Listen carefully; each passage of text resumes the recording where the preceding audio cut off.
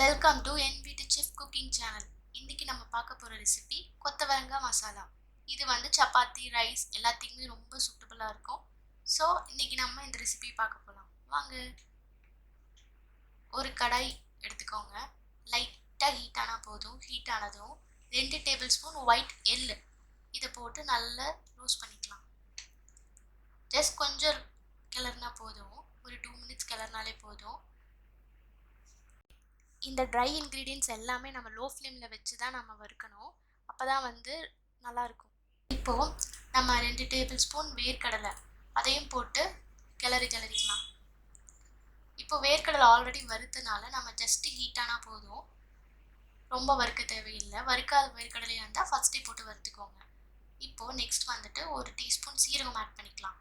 சீரகமும் நல்லா ஆல்ரெடி கடாய் ஹீட்டாக தான் இருக்குது. ஸோ சீரகத்தோட வாசனை டக்குன்னு வந்துடும். ஸோ நெக்ஸ்ட் நம்ம வந்துட்டு வரமிளகு ஆட் பண்ணிக்கலாம். நான் வந்து 3 வரமிளகு எடுத்திருக்கேன். விதையில நீக்கி கட் பண்ணி போட்டிருக்கேன். உங்கள் காரத்துக்கு ஏற்ற மாதிரி வரமிளகா நீங்கள் எடுத்துக்கோங்க. ஜஸ்ட் லைட்டாக ஹீட் ஆனாலே போதும். அடுத்தது நம்ம 1/2 டேபிள் ஸ்பூன் பொட்டுக்கடலை அதையும் போட்டு கிளறி விட்டுக்கலாம். இப்போ வந்து ஜஸ்ட்டு ஹீட் ஆனாலே பொட்டுக்கடலை ரொம்பலாம் வறுக்க தேவையில்லை. இப்போது இந்த ட்ரை இன்க்ரீடியன்ட்ஸ் எல்லாமே எடுத்து நாம் ஒரு பிளேட்டில் ட்ரான்ஸ்ஃபர் பண்ணிக்கலாம். இப்போ இந்த பிளேட்டில் இருக்க இந்த இன்க்ரீடியன்ஸை நல்லா ஆற விட்டுட்டு நம்ம மிக்சியில் போட்டுக்கலாம். மிக்சியில் 7 பல் பூண்டு எடுத்திருக்கேன். பூண்டு கூட இந்த இன்க்ரீடியன்ட் எல்லாத்தையும் சேர்த்து நம்ம ட்ரை அரைச்சிக்கலாம். ரொம்ப மிக்சி ஓட விட்டுறாதீங்க, இல்லைன்னா கெட்டி ஆகிடும். ஸோ ஜஸ்ட் உதிரியாக இந்த மாதிரி பவுடராக எடுத்துக்கோங்க போதும். இப்போ ஒரு குக்கர் எடுத்துக்கலாம். குக்கரில் கொஞ்சமாக எண்ணெய் விட்டு ஹீட் பண்ணிக்கலாம். நான் கடலை எண்ணெய் எடுத்திருக்கேன். நீங்கள் உங்கள் விருப்பத்திற்கு ஏற்ற மாதிரி எண்ணெய் எடுத்துக்கோங்க. அடுத்தது ஒரு பெரிய வெங்காயம் சின்னதாக கட் பண்ணி வச்சுருக்கேன். அதை போட்டு இந்த எண்ணெயில் நல்லா கிளறி விட்டுக்கலாம். ஜஸ்ட்டு கொஞ்சம் கிளறினாலே போதும். லைட்டாக கலர் சேஞ்ச் ஆகட்டும். நல்லா வணக்கிக்கலாம் வெங்காயத்தை. இப்போ வணக்கின இந்த வெங்காயம் லைட்டாக கலர் சேஞ்ச் ஆகிடுச்சு. கலர் சேஞ்ச் ஆனதும் நம்ம வந்து ஒரே ஒரு பச்சை மிளகா வாசத்துக்காக போட்டிருக்கோம். அதை போட்டு நல்லா மிக்ஸ் பண்ணி கிளறி விட்டுக்கலாம். கிளறிட்டு இப்போ வந்து ஒரு ஸ்ட்ரிங் கருவேப்பிலை அதையும் போட்டு நல்லா கிளற போகிறோம். இப்போ கருவேப்பிலை போட்டு ஜஸ்ட்டு கொஞ்சமாக கிளறினா போதும். கருவேப்பிலை பச்சை மிளகாய் எல்லாமே ஒரு வாசனைக்காக தான் போட்டிருக்கேன். கொஞ்சமாக போட்டால் போதும். இப்போ நெக்ஸ்ட்டு 2 மீடியம் சைஸ் தக்காளி குட்டி குட்டியாக கட் பண்ணி வச்சுருக்கேன். அதையும் போட்டு நல்லா கிளறி விட்டுக்கலாம். இப்போ லைட்டாக கிளறி விட்டுட்டு லைட்டாக ஸ்மாஷ் ஆகணும். அதுக்காக கொஞ்சமாக நம்ம வந்துட்டு உப்பு போட்டுக்கலாம். வெங்காயம் தக்காளி கூட கொஞ்சமாக உப்பு போட்டால் போதும், இந்த வெங்காயம் தக்காளி வேகிறதுக்காக. இப்போ இது கூடவே 1/4 டீஸ்பூன் மஞ்சள் தூள் போட்டிருக்கோம். மஞ்சள் தூள் போட்டால் தக்காளி சீக்கிரமாக வெந்துடும். அதுக்காக போட்டிருக்கேன். லைட்டாக மிக்ஸ் பண்ணிக்கலாம்.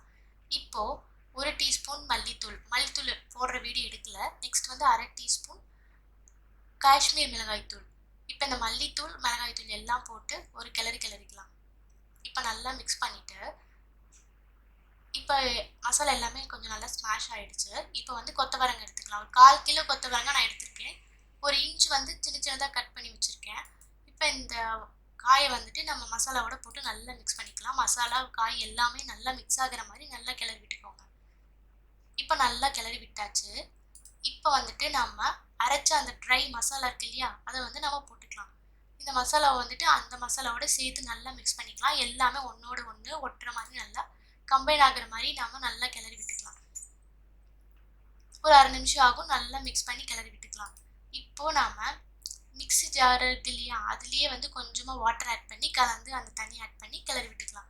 இப்போ வாட்டரோட சேர்த்து இந்த மசாலா வெஜிடபிள்ஸ் எல்லாமே நல்லா கிளறி விட்டுட்டு நம்ம தேவைக்கு ஏற்ற மாதிரி இன்னும் கொஞ்சம் வாட்டர் ஆட் பண்ணிக்கலாம். நமக்கு எவ்வளோ மசாலா வேணுமோ அந்தளவுக்கு நீங்கள் வாட்டர் ஆட் பண்ணிக்கோங்க. இப்போ அந்த மசாலா வந்து நல்லா மிக்ஸ் பண்ணிக்கலாம். இப்போ வந்துட்டு இப்போ கொஞ்சமாக உப்பு ஆட் பண்ணி நம்ம இந்த மசாலாவோட நல்லா மிக்ஸ் பண்ணிக்கலாம். உங்கள் இப்போவே வந்து உப்பு காரம் எல்லாமே செக் பண்ணிக்கோங்க. இப்போ 1/4 டீஸ்பூன் கரம் மசாலா போட்டு மிக்ஸ் பண்ணிக்கலாம். இப்போ எல்லாமே மிக்ஸ் பண்ணிவிட்டு நம்ம தண்ணி உப்பு எல்லாமே செக் பண்ணிக்கோங்க. தண்ணி வந்து கொஞ்சோண்டு மட்டும் எச்சா விட்டுக்கோங்க. 2 விசில் நம்ம விட போகிறோம்னா தண்ணி கொஞ்சம் தான் கம்மியாகும். ஸோ எவ்வளோ வேணுமோ அதுக்கு ஏற்ற மாதிரி தண்ணி ஊற்றி மூடி வச்சிடலாம். மூடி வச்சுட்டு விசில் போட்டு 2 விசில் விட்டால் போதும். நல்லா காய் வெந்து போயிடும். இப்போ விசில் விட்டாச்சு. விசில் விட்டுட்டு விசில் இறக்கி பார்க்கலாம். இப்போ மூடி ஓப்பன் பண்ணி பார்த்துடலாம். இப்போ நம்ம இந்த கொத்தவரங்காய் மசாலா வந்து ரொம்ப சூப்பராக ரெடி ஆயிடுச்சு.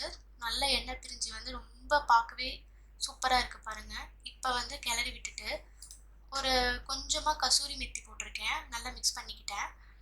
லைட்டாக அடுப்பை ஆன் பண்ணி ஒரே ஒரு 1/2 நிமிஷம் மட்டும் போட்டிருக்கேன் கசூரி மெத்தி போட்டுட்டு.